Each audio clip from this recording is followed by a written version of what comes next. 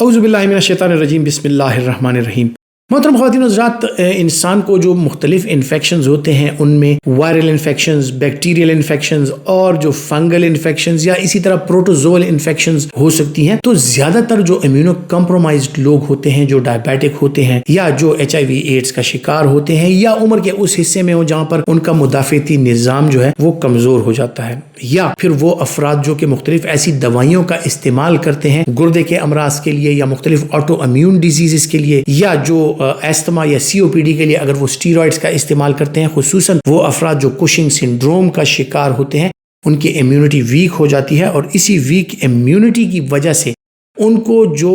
Uncommon infection यानी rare infections होते हैं जो नॉर्मल लोगों में नहीं होते, वो उन लोगों में बढ़ जाते हैं। और इसी में फंगल इन्फेक्शंस यानी जो फंगस होता है, मुख्तलिफ किस्म के जो फंगाई होते हैं, उनका इन्फेक्शन जो है वो बढ़ जाता है। अब ये फंगल इन्फेक्शन उनके नाखूनों में हो सकते हैं, उनकी स्किन पर हो सकते हैं, ओरल थ्रश हो सकता है, उनके मुंह में फंगल इन्फेक्शन हो सकते हैं, ईसोफेजियल कैंडिडियासिस हो सकती है इन लोगों में, जो कि ईसोफेगस में ये कैंडिडा पाया जा सकता है। और फिर खुसूसन वो अफराद जो कि स्टीरॉयड इनहेल भी करते हैं, ओरल स्टीरॉयड्स भी लेते हैं, COPD या एस्थमा का शिकार होते हैं, तो उनमें लंग्स में भी जो फंगल इन्फेक्शंस हैं वो उनका शिकार हो सकते हैं। फिर जिस तरह और इम्यूनो कम्प्रोमाइज्ड लोग होते हैं, यानी कानों में फंगल इन्फेक्शन का वो शिकार हो गए, और बहुत ही ज़्यादा अगर इम्यूनो कम्प्रोमाइज हों, डायबिटिक पेशेंट्स हों या HIV एड्स के जो पेशेंट्स होते हैं, इम्यूनिटी उनकी इतनी वीक हो जाती है कि वो आइज़ में भी, इवन उनकी आंखों में भी फंगल इन्फेक्शंस आ सकते हैं। नाक का फंगल इन्फेक्शन होना, नेज़ोफेरेंजियल फंगल इन्फेक्शन होना यानी गले का फंगल इन्फेक्शन होना, ये आम सी बात है, डायबिटिक्स में भी पाया जाता है। और खुसूसन डायबिटिक्स में फिर म्यूकोरमाइकोसिस जो है एक लाइफ थ्रेटनिंग डिजीज है, जो कि नाक, कान, गले,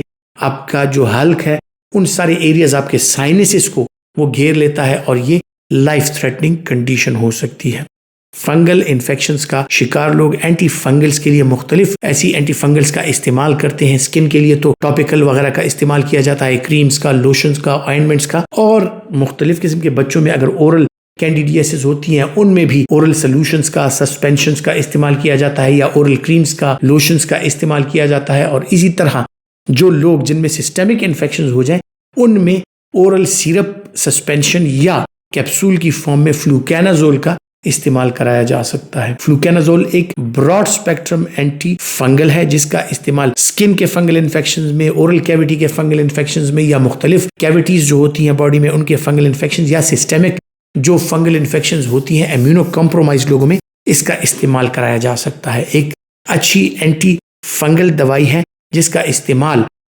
हफ्तावार भी कराया जा सकता है। इसका इस्तेमाल जो है रोजाना की बुनियाद पे भी कराया जा सकता है। कितने अरसे के लिए इसका इस्तेमाल, कितनी डोजेज में, कितने वक्फे के साथ होना चाहिए, वो आपका डॉक्टर बेहतर समझता है। इसका इस्तेमाल लोकली एप्लीकेशन के जरिए, ओरल सॉल्यूशंस, सस्पेंशंस या कैप्सूल के जरिए भी किया जा सकता है। इसका इस्तेमाल रोजाना की बुनियाद पे, हफ्तावार बुनियाद पर या महीनावार बुनियाद पर इसका इस्तेमाल जो है मुख्तलिफ बीमारियों में वो कराया जा सकता है। इसके जो साइड इफेक्ट्स हैं, उन साइड इफेक्ट्स में आपके लिवर फंक्शंस का डिरेंज हो जाना, इसी तरह आपका बोन मैरो सप्रेशन हो जाना, यानी इसके साथ एनीमिया, खून की कमी, प्लेटलेट्स की कमी, उसका आप शिकार हो सकते हैं। जो कॉमन साइड इफेक्ट्स हैं उसमें मतली होना, इसके साथ जो है तो जो भूख की कैफियत का खत्म हो जाना, आपकी भूख का कम हो जाना, एनोरेक्सिया होना या गैस्ट्राइटिस का होना, जो आपके हाजमे के मसाइल हैं, ये उसके कॉमन साइड इफेक्ट्स हैं। प्रेगनेंसी के हवाले से अगर बात की जाए, प्रेगनेंसी में ओरली ये सेफ दवाई नहीं है, प्रेगनेंसी में इसका इस्तेमाल